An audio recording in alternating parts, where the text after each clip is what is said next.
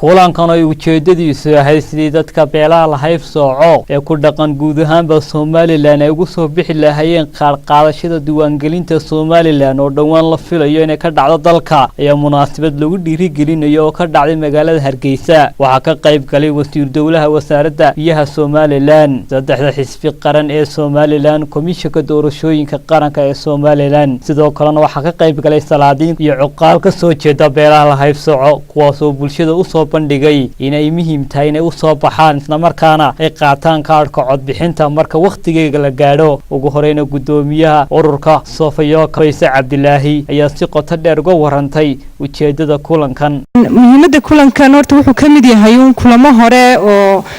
in badan isdaba socdaan soo qaban jirnay oo kamid ahaa sidii dadka laga tirada badan yahay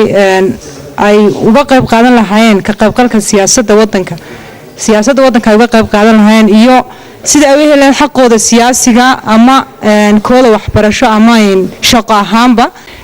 marka ururkan Fasoomo isagu inta badan waxaan ku hawlanahay isku taxalujinaa bal sidii dadka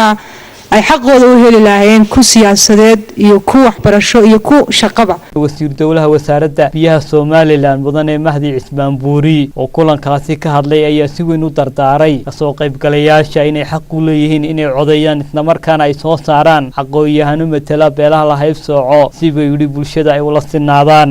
waddanku adiga xaq wuxuu kugu leeyahay inaad codeyso oo codkaaga bixiso adiguna waxaad xaq ugu leedahay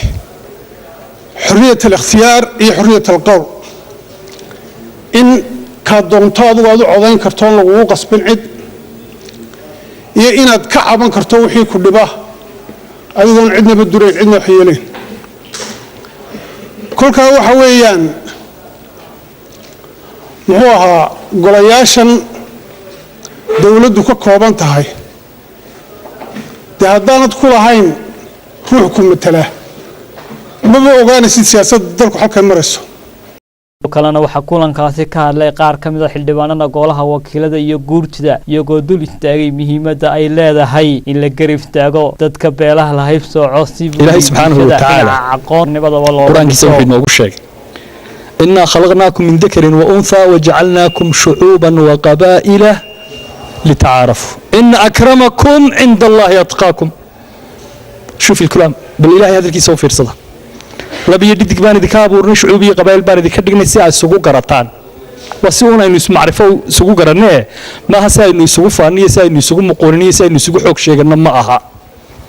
sharaf ilaahay agtiisa waxa ugu badan kaydin ku cabsida badan musharaxa xisbiga wicid aqoon-yahan Jamaal Cali Xuseen oo isaguna kulankaasi ka hadlay ayaa si weyn u soo dhaweeyay siday uga qayb qaadan lahaayeen diiwaangelinta kaadh codbixiyaasha Soomaaliland ka bilaami doonta مسؤوليين تكلي هالكاتي كهذلي أي يجون تلتهجي مهمة إن عود كبحيان بيله الله يفسعه زي بلشة كلا وحولا قيف صدان